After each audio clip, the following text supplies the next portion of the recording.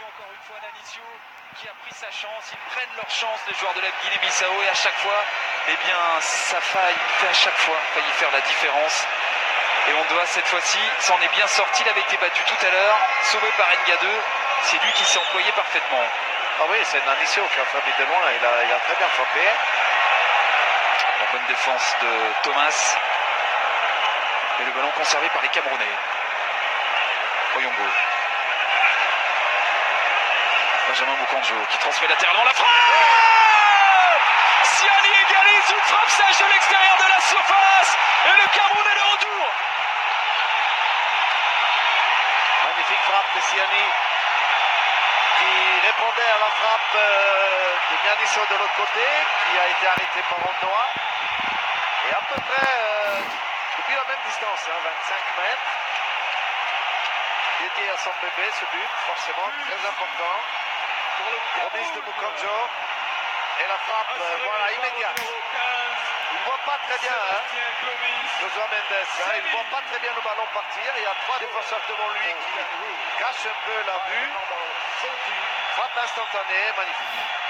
Le joueur de stand en Belgique égalise et relance les Lions indomptables dans un match qui semblait compliqué. Ils n'étaient pas très loin du 2-0. Les Camerounais, ils sont désormais un partout avec la Guinée-Bissau. Ah oui, maintenant les Camerounais, je pense que ça va quand même les booster d'avoir marqué ce joli but. Et il y a suffisamment de temps encore pour marquer un deuxième. Ils ont fait le plus dur de revenir à égalité avec ces Guinéens de la Bissau qui ne déméritent pas. Oui, parce qu'ils n'étaient pas loin de mener 2-0 quand même. Et attention à Suarez. La tête d'Ngaleu. Obstruction de Siani. Quelle frappe sèche de Siani, qui est un des vétérans entre guillemets. Il a 30 ans dans cet effectif, mais c'est un effectif extrêmement rajeuni par Hugo Bross. Il y a simplement 3 joueurs qui ont 30 ans, un tout petit peu plus dans cet effectif. La sortie de Georges Mandjek. Et l'entrée de Nicolas Nkoulou. L'accueil des supporters camerounais pour Nkoulou, qui a perdu sa place de titulaire à Lyon, mais pas forcément la confiance de son entraîneur, même s'il est plus titulaire en charnière centrale. Là, il fait son entrée. La sortie de Vincent Aboubakar et l'entrée de També. Attention, un changement comme ça sur un coup de pied arrêté, ça aurait pu coûter cher au Cameroun. Ondoa qui relance. C'est Mukanjo qui va se placer en pointe, le contre avec També, qui vient à peine de rentrer. Il va écarter ce ballon, le centre pour essayer de trouver Kartoko Kambi et le sauvetage de Zezino. Oui, maintenant, il est important pour les Camerounais de rester dans ce rythme, sans booster par le but. La rentrée de ce joueur, c'est bien joué de la part de Hugo Bross, a apporté de la fraîcheur. Il avait déjà fait un changement à la mi-temps. Maintenant, il faut espérer pour lui qu'il n'y ait pas de blessure ou pas d'obligation de changer de gardien, par exemple, parce qu'il a fait ses 3 changements. 3 minutes après l'heure de jeu, partout entre la Guinée-Bissau et le Cameroun, qui veut forcer la décision. Thomas Nkoulou qui s'offre une première occasion.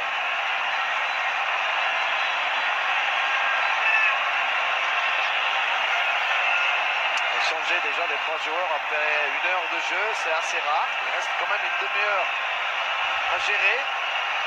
Et lorsqu'on sait qu'avec ce match intense et ces températures, les joueurs sont parfois épuisés, c'est un risque qu'il prend Hugo Bross, mais il veut absolument la victoire.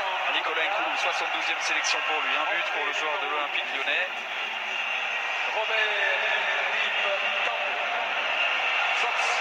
Et puis l'entrée de Robert Lieutenant, qui évolue lui au milieu de terrain, qui joue en Slovaquie au Spartak Pravda. Nkoulou. Il va y avoir un changement aussi dans quelques instants du côté de la Guinée-Bissau. En tout cas, on va tenter d'un côté comme de l'autre de forcer la décision. Et la prise de balle de Mendes. Le dégagement de Jonas Mendes. C'est raté du côté de Yongo. Pour la profondeur, il y avait l'idée de la part de Mendy pour essayer de lancer Idrissa. Et on repart tout de suite côté camerounais. Désormais il y a du rythme parce que les deux équipes veulent aller chercher la victoire dans cette deuxième journée du groupe A, pour faire la différence et prendre le pouvoir dans ce groupe. Moukandjo, devancé par Roary. On va faire le changement désormais.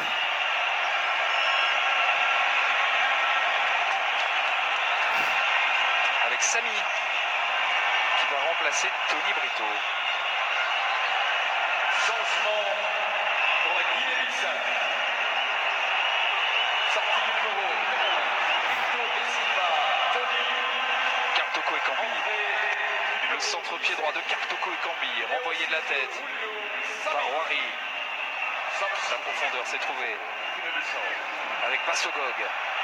Bassogog, le centre-pied gauche, le ballon dans les pieds de Toko Ekambi qui n'a pas réussi à bien le contrôler, il joue en retrait et ça sera une sortie de but.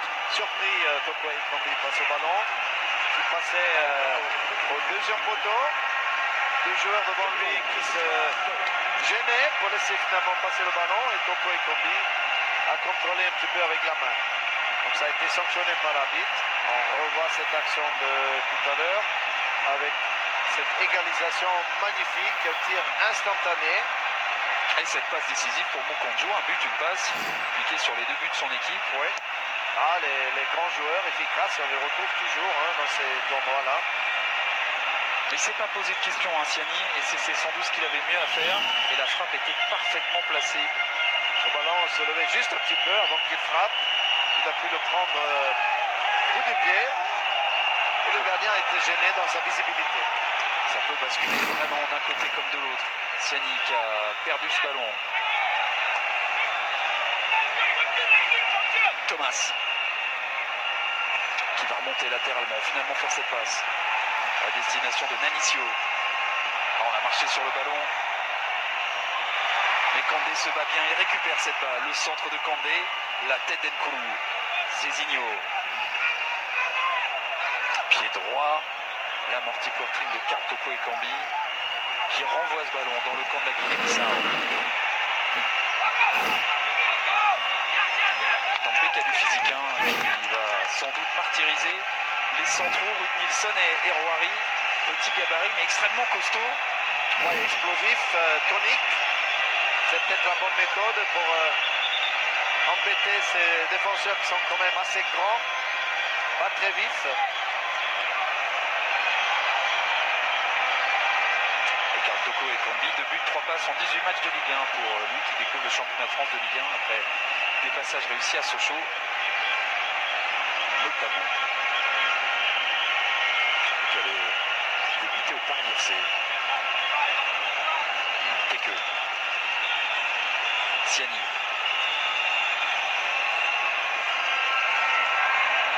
Tempé qui essaye de gêner. Tempé encore. Pas d'obstruction de la part du joueur qui remplace Aboubacar. En fait, on n'a pas modifié le schéma tactique. Moukandjo est toujours en soutien de l'attaquant de pointe.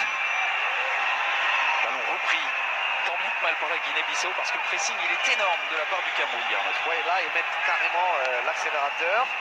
Ils sont en train d'étouffer cette équipe guinéenne qui malgré tout arrive quand même à s'en sortir.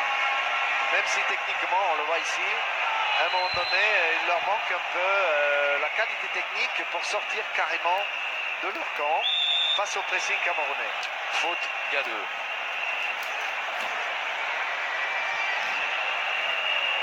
On revoit le face-à-face entre Gadeux et Zezinho. Bonne protection de balle de la part du joueur de l'Evadiakos. Roary avec Kandé. Mais on trouve personne. Ça profite au Cameroun. Nkoulou.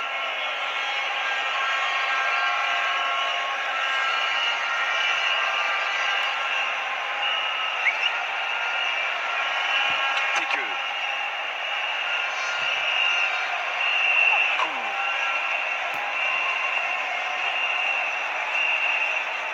Bassogog. Qui va les provoquer comme à son habitude avec son pied gauche. On va écarter finalement vers Kartoko Ekambi. La feinte de Kartoko Ekambi qui ne marchera pas face à Suarez. Il perd ce ballon. Mais il va se battre à nouveau. Y avait-il faute? Visiblement, il y avait quelque chose. C'est un joueur camerounais qui reste au sol dans ce choc.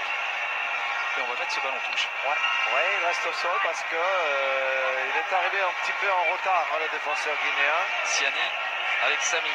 Ah ouais, il est tombé sur le genou droit. Il faut être solide, hein, franchement. Bon, voilà, là c'est un choc quand même qui peut faire mal. Au niveau des ligaments, on a été servi lors de cette deuxième journée. C'est quand même assez terrible, hein. Zongo et puis je crois pas, on va pas revenir sur le premier match, mais c'est quand même assez rare de voir deux joueurs qui se font sans doute des croisés dans le même match. Ils se sont blessés tout seuls, hein, sans l'intervention d'un adversaire. Malheureux.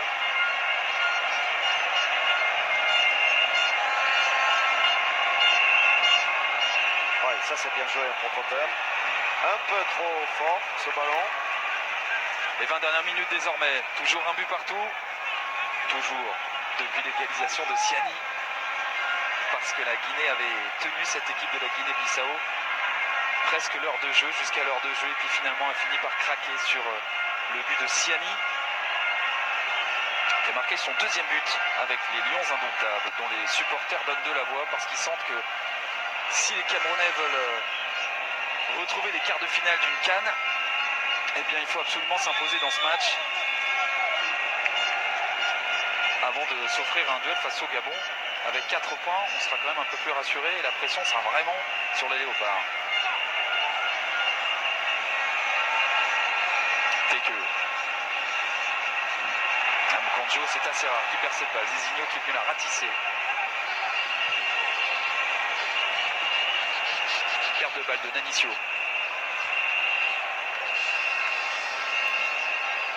Siani qui avait trouvé Oyongo. Siani encore. Oui, bien joué. De la part de Oyongo pour Kartoko Ekambi. Mkonjo qui voulait s'emmener cette balle. Tampé était là, il voulait jouer ce ballon. Il aurait pu mettre à l'amende le défenseur de la Guinée-Bissau. Finalement, il a été contré. On voit ça. Quelle activité d'Oyongo côté gauche avec son numéro 6. Il est partout devant, derrière. Il déclenche les actions offensives avec beaucoup d'adresse. Cette passe en profondeur vicieuse ne parviendra pas à un joueur camerounais. Mais ils accaparent le ballon, les Lions indomptables. Ne laisse plus respirer, comme vous le disiez tout à l'heure très justement, Garnot, cette équipe de la Guinée-Bissau. Siani. C'est trop profond. Trop profond, il faut être très précis lorsqu'on cherche long comme ça. Il faut être vraiment au millimètre près dans la précision pour trouver son partenaire. Mais Siani est en confiance.